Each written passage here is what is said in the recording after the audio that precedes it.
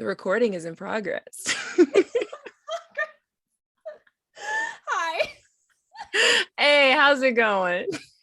Good. It is Tuesday. It is a Tuesday. So happy recording day. Yeah, back to our normal schedule. Yep. What's been going on in your life? How have you been?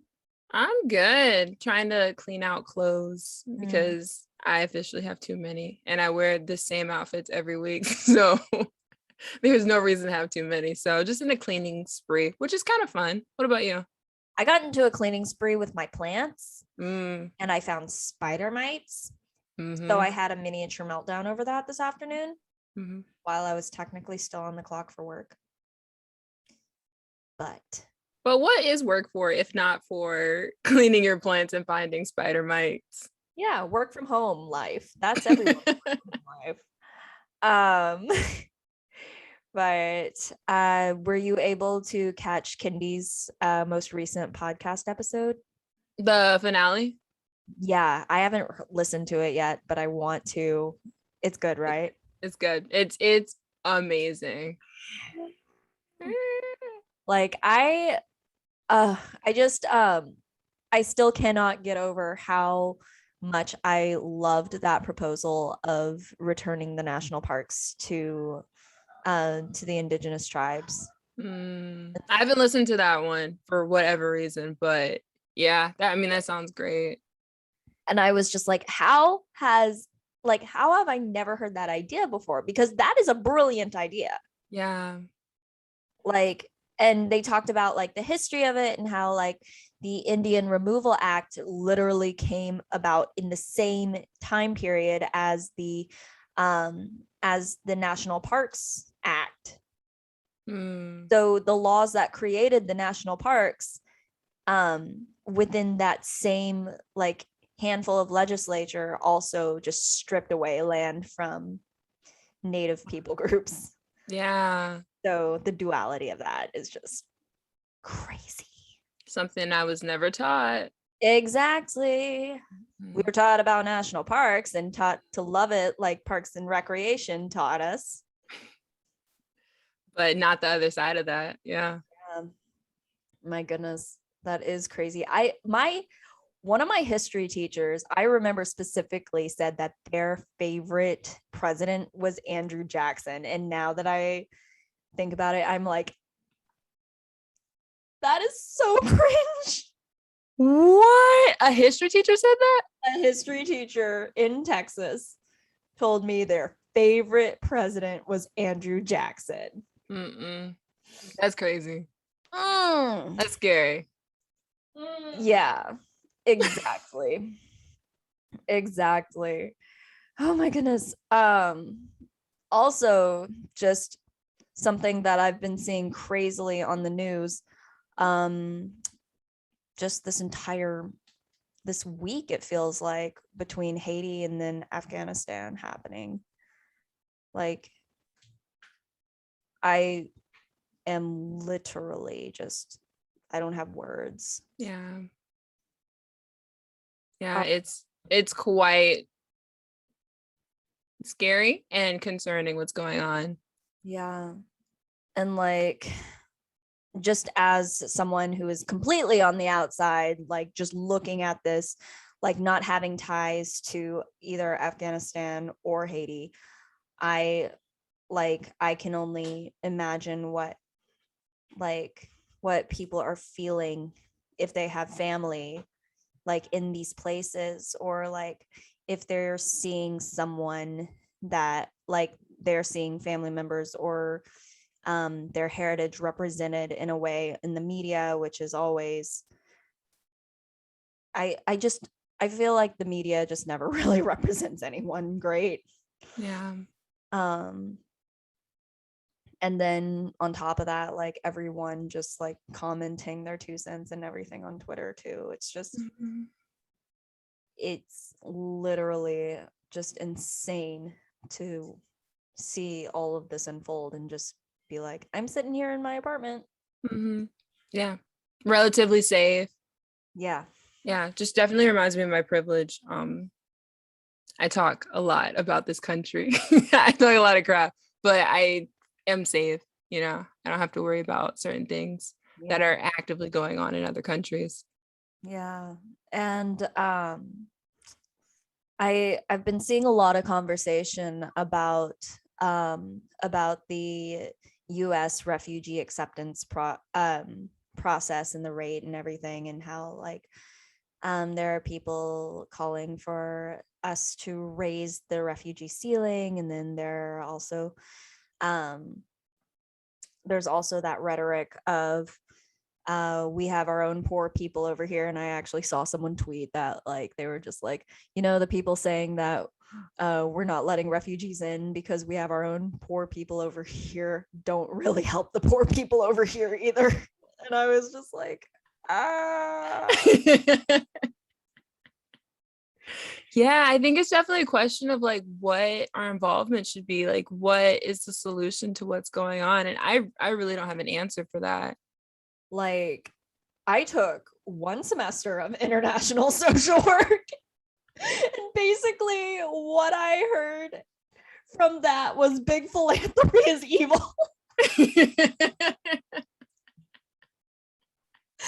So no philanthropy. That was like my big takeaway from it. Mm-hmm. As my professor had also like done like projects with like the UN and everything, they were just like big philanthropy. Mm-hmm. That was definitely the major takeaway from that class. So it's just like how whenever we see these types of conflicts on a global scale, Mm-hmm. I remember also seeing some commentary on what was happening this week in Afghanistan, comparing it to Vietnam. Wow. And a lot of the first huge waves of Asian adoptees actually came out of the Korean and Vietnam wars. Wow. Okay. And a lot of children who were biracial were coming out of those countries with U.S. military as one parent and a person from Vietnam or Korea being the other parent. In most cases, it was the dad was a U.S. Army person. Yeah, soldier. And the mom was Korean or Vietnamese. And I remember watching, actually, this is not a great representation of Asians on Broadway, but the show Miss Saigon, character whose job it is to reunite Vietnamese children with their U.S. soldier parents. And there was historically speaking, there was an office that did that. And there was a path for, like, if I'm also misremembering it, someone please call me out on this, but I'm pretty sure there was a different visa path for children born overseas to U.S. soldiers for them to claim citizenship and claim their heritage. And so the argument and that I am attaching to now is people saying that there are people in Afghanistan that served as interpreters for the U.S. Army, who are in need of evacuation, who are in need of resources, services, and things like that as well. And that the U.S. needs to honor that as a moral obligation. Yeah. So it just like kind of all all this brings to thought, I'm just saying, like, as a country, like, what do we owe? Like, what is our moral obligation? Because from my very pessimistic point of view is that the US usually looks out for no one but the very few people whose interests are running the country. Yeah, because I mean, just the fact that people who helped our soldiers, helped our people, are still stuck there and their lives are in danger because they helped us, and they weren't allowed to come back when the soldiers came back. That's already you not looking out for even allies. So I agree. I think so many messes. Like, yeah, one of the most emotional parts for me watching on Miss Saigon was the evacuation scene, where the US was like, there were people like at the gates, and it looked very reminiscent of the scenes that we've been seeing on the internet this week. And I really like, I know that that was fiction and it was a dramatization of a historical event, but like the way that it played out on stage was just so emotional for me watching it. And if you also look it up, there were, I want to say it was called baby planes or something, where they literally had just random Vietnamese children flying out of Vietnam, being evacuated to the US. Wow. And a couple of them crashed too, I'm pretty sure. So like, it's absolute chaos thinking that that is happening again. And we're seeing parallels throughout history. There's so many times history repeats itself, it feels, even with like coronavirus and our response, which in my opinion has not been great at all. You saw way back when, was it the flu when it came around the first time, and just the US response was basically the same. It wasn't the swine flu, like way maybe like early 1900s. Oh, do not quote me on that. Yes. You know, as much as we talk about history, we should start listening to history podcasts too. It is certainly not my strong suit, even though we do talk about history a lot. I've always been interested in it. Like, I've always had very charismatic history teachers. I mean, the one that said that Andrew Jackson was their favorite president, that is, they were very charismatic. But yeah, we do talk about history a lot. And usually it's like enough where people know what we're talking about. But yeah, as you can see, if you ask me for further details. Yeah. And like I said, we are not infallible. So if anyone that watches this or listens to this has any critiques, criticisms, hit us up, because I love learning new things. And whenever I get things wrong, it's always a fun learning opportunity. Of course, I'll feel guilty about it, which my therapist says that I hyperfixate on the guilty part of it, but I get over it eventually. Yeah, it certainly shouldn't be a listen to us and learn kind of thing, because we are also figuring it out. It's more of a open dialogue about race and racism. Going on the whole, also just everything that's happening, A, in Afghanistan, B, in Haiti, I like, as an international adoptee, it's interesting to see, for me, to see like where conflict goes. I feel like the international adoption industry is not far behind. Okay. Because the first adoptees in the first Asian adoptees in the US were Vietnamese and and Korean. Mm. And so like I'm very curious, but I'm also very, very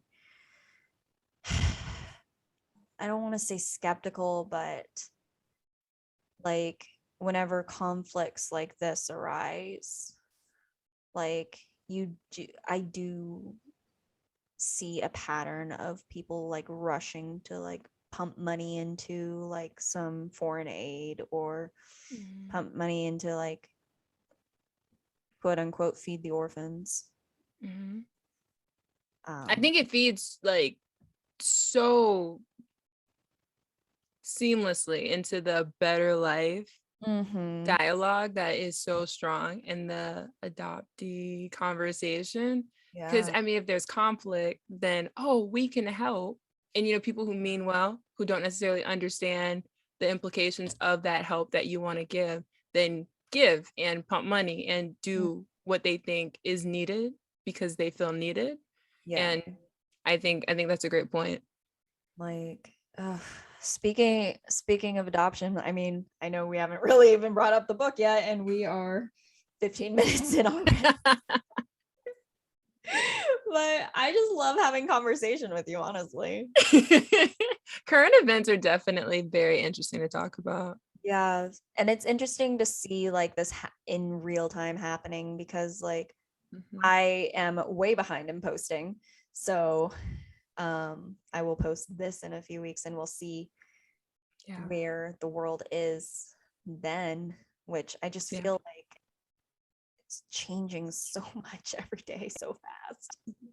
Yes. I can agree with that. It's I it's mean, by next week, this is going to be old news, which is crazy. yeah, oh, it's just it's the world is just crazy.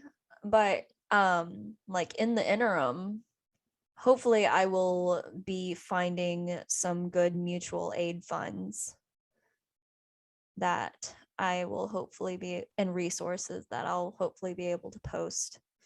Okay. Um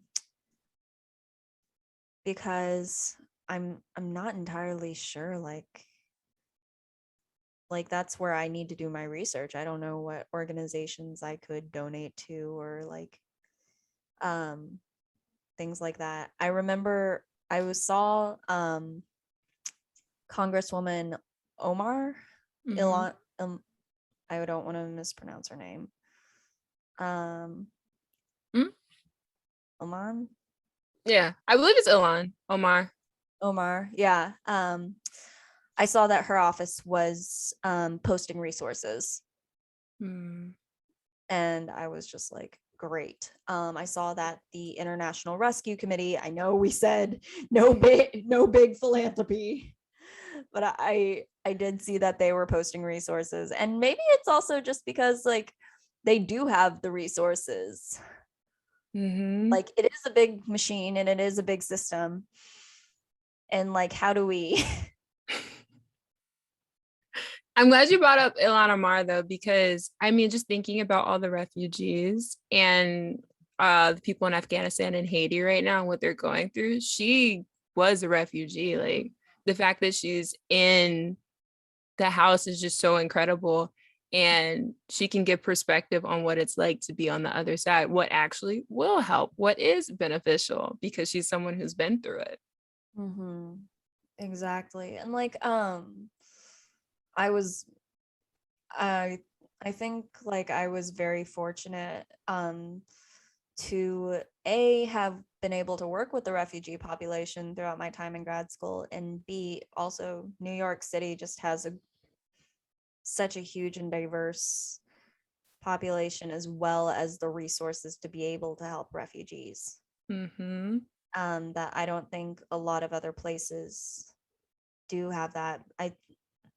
I might be seeing like New York City as like a with rose colored glasses here, um but like for example like the city um under every circumstance under every circumstance children and kids under the age of 18 have access to free education and free healthcare. Those are two guarantees that I find very unique to New York. Definitely. We don't even have that here that I know of. Yeah. Like there is literally like if you are undocumented or if you're any immigrant status within city limits, if you have a New York City zip code, you are able to qualify for health insurance, which I think is crazy awesome. Yes, that is amazing. 18. Yeah. Yeah. That certainly is not everywhere. It really makes me, it also makes me very, very curious because like thinking in terms of health insurance and everything. So I worked in the foster care system, right? Mm-hmm. And children in the foster care system also were guaranteed healthcare. But this is where my rabbit hole mind is going. If it's a private adoption and you have healthcare underneath a parent as a child, and say you don't live in New York City, so you're not guaranteed healthcare unless you have it through a parent. Mm-hmm. And you are rejected by that parent because there is such a thing as rehoming adoptees. It exists and it's horrible. What? Oh yeah. So there are actual Facebook groups of people saying, looking to rehome this XYZ demographic child that we adopted from a foreign country. What? There are literal Facebook groups. Wow. And like I think the most recent one I saw, I can't look at, like I'll get pings like from other adoptees and they'll send this like, Hannah, have you seen this? And I'll be like, yeah, it makes me want to fight someone. But they'll send me screenshots of groups where like they will literally advertise a child almost like a puppy and be like looking to rehome this adopted child from China or something like that. That's crazy. So my thoughts were, if someone does that, how do you, because legally speaking, if you legally adopt a kid but decide to rehome them and you don't transfer guardianship legally, first of all, in some cases that could definitely fall under child trafficking. Second of all, like things like health insurance just sounds like it's out the window. Yeah.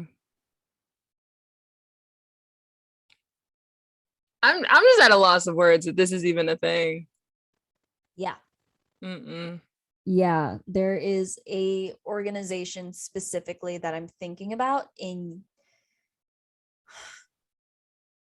Utah that specializes in second and third adoptions.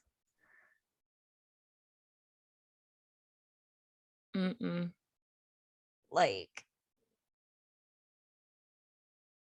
it blows my mind and once again makes me want to fight a person. Yeah, there is a consistent theme of internet and wanting to fight people. There's a constant connection there.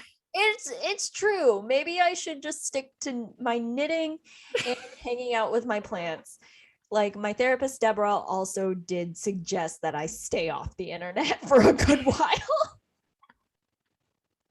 But I mean, if things like this exist, I think this is grounds for fighting personally. But maybe that's not a healthy opinion.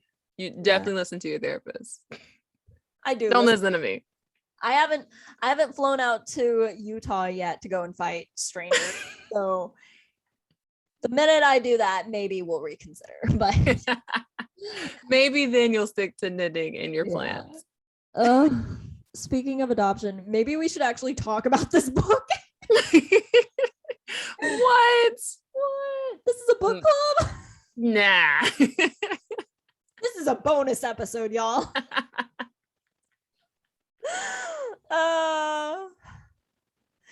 So you told me you got to page 192. I did. Okay, so flipping the switch back to All You Could Ever Know by Nicole Chung. I think the last thing I read, the Nicole and her partner are with Cindy and her partner. They're both pregnant, Nicole and Cindy at the same time. It's too cute. The more I read this, the more you're right. This is absolutely the best like tale I've ever read. And now her dad and his wife they're all in the house. Mm-hmm. Man, and I thought normal family gatherings were just awkward. At least from what I've read, they made it not awkward. They did a really good job of just like understanding the situation and going with it, because when I think it was the last chapter I read, Nicole was talking about the questions she asked her biological father. Mm. And I think he answered all of them. She didn't mention him not answering any of them. And I thought that was just really sweet that she could just ask her biological father questions that she had been thinking about for a really long time. Yeah. Like, honestly, if I had that option, like, and that opportunity, I feel like I would just be asking just like so many questions. Just never, I would never shut up, honestly, because there's just so much in terms of like family history and family culture and just like small little intimate nuances between family members and like just little things that you wonder whenever you don't have like an active continuous relationship with your biological family. I don't know about you, but whenever I was little, I would always ask like questions about like, Mom, Dad, what were you like whenever you and Aunt so and so were small? Or Uncle so and so? What were y'all like? Or what was grandma like as a mom? Or things, just things like that. Yeah. Things that little kids ask. And so I think that the fact that her dad was willing to do that too. Yeah, because in the letters she said that she asked about his past. There was a certain question about maybe what brought him to America or something. And he was like, don't ask me about my past. That was his reply. And so the fact that he was so open this time, I was actually kind of shocked. But, it's a beautiful thing. Yeah, I think you always want to know more. Like, always. Yeah, I feel like that is a very just human thing. And also just like the more that I read this, I also read Nicole also writes a column weekly. It's an advice column. I can't remember if it's weekly, if it's monthly, but she posts about it on Instagram.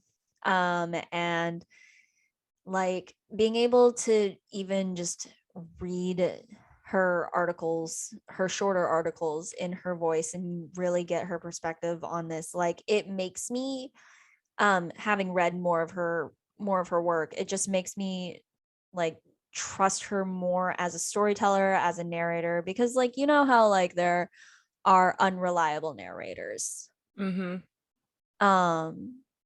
so since this is a memoir and it's an autobiographical memoir, I feel like there's always going to be kind of like well, I don't really know this person, so can I really trust that this is like really how that went down? Yeah. But the way that she describes these interactions with her birth family, like it sounds like something that was like Hollywood written, but it was real. Yeah. And she's also just very, a very good writer. Yes. I'm rambling now, but which is definitely like passed down from her dad. And Cindy is also a great writer, which I thought was so wonderful. But I think it's well read, like well written, because Nicole is an incredible writer, but then it's also not just all the good things. And look at how great this interaction went, and look at how perfect my life is. She definitely goes into detail about the things that aren't as ideal, so I think it makes it a little easier to believe in it. I definitely trust her as a writer. Yeah, you're relating to her and you're rooting for her and just want to see her become a mom and all of this stuff, and her and Cindy be able to like raise their kids together and things like that. So cute. All the warm feelings. What do you think is gonna happen next? What would you like to see happen next? Well, Cindy's pregnant, and her first pregnancy did not go well. So I'm hoping that she has a very healthy pregnancy and has a beautiful baby. What else would I like? Or what else do I think? I think their mom's gonna come into play more so. Like, we've got a really in-depth look at her dad, and she got some time with him. So me just thinking I know Nicole because she's such a great writer, I think that the mom's gonna come into play. I don't think it'll be as seamless, but maybe like a phone call or maybe an email. I do think the mom's gonna come into play. Like, so this, in just my thoughts as an adoptee, I always feel like adoptee type storylines are always about like searching for their bio families, and like I love how this book, like the search isn't that long. I love how she's just like, alrighty then, here's a letter, here's people, this is all happening and I'm pregnant. Like, I love how, like, I feel like a lot of storylines just end with the reunion, but there is so much life to lead and so much story after reunion for adoptees, and it makes me very, very happy that like whoever the publisher was of this book wasn't just interested in the story of finding her bio family, but the relationship afterwards. Yeah. I think that in the beginning, Nicole talked about that and how all of the adoption stories she'd seen, it was like this long drawn out search, like you just mentioned, and then nobody talks about the after and like how the families blend together and what happened. So maybe that's another reason why we love this so much and we love Nicole Chung so much, because she goes above and beyond. Yeah. So, oh my goodness. And I also really appreciate that she is Chung her married name, surname? I think that's her biological, like that's her biological parents' last name, Chung. Because I think I'm looking around, but I don't actually have the book. It's on my Kindle. It's for some reason she must have read, her dad maybe gave her one of his books because her biological father is an author, and it said Mr. Chung. I remember reading that because I was curious. It's like, is that her Chung? Where did that come from? I think it's their last name.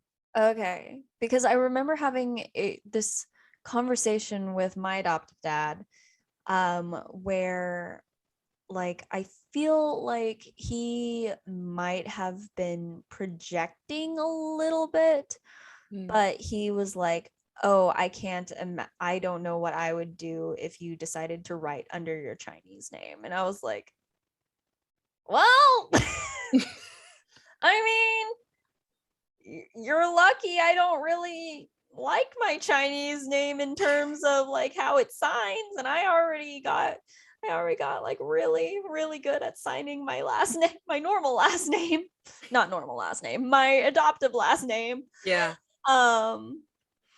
But I find that very interesting that Nicole chose that as her pen name.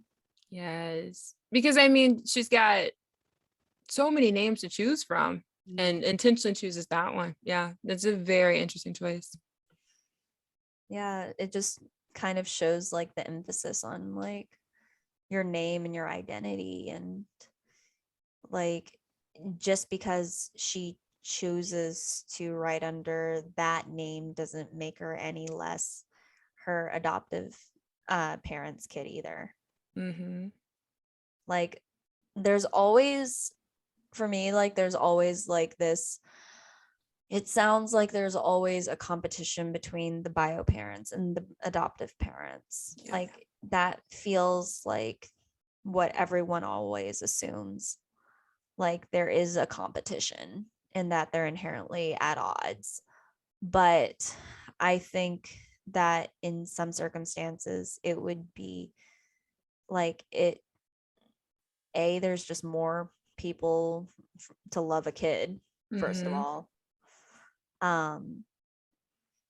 And second of all, like the more normalized and the less othered adoptees feel regardless. So like if you don't feel like you're being like told that someone like you should be more loyal to one versus the other, like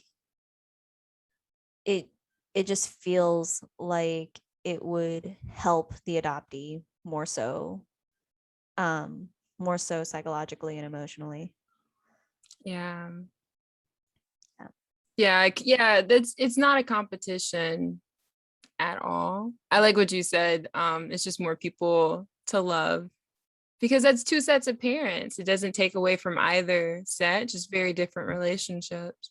Mm-hmm. Exactly. And if both sets of parents are able to like really love that kid unconditionally, Mm-hmm. like what's so bad about that, you know? Yeah. And both sets of parents are a part of who the kid is. Mm-hmm. So to have to choose, I can imagine that being very difficult. Yeah, exactly. Oh my goodness. More heavy stuff every time. Every single week. Every single week. But it was lovely again to talk to you. Thank you so much for letting us record a little later, because I had to go out to Queens to pick up a plant. Yes. Plants, top priority. It's all the good things. They provide oxygen. Yeah. Yep. I will see you next week. We're getting close, right? Yeah, I think we're close to 90% done. Yeah, I want to say so. Yeah. I'm not sure I'm ready for it to end. This is a great book. It is. And then we're going to have to pick another one. We have so many good options. There are so many, and every time I look at bookstores, I find more. Basically, we're going to be doing this until we die. So I hope you realized what you signed on for. Agreed to do this with me, but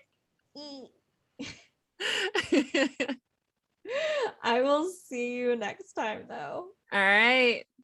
Bye.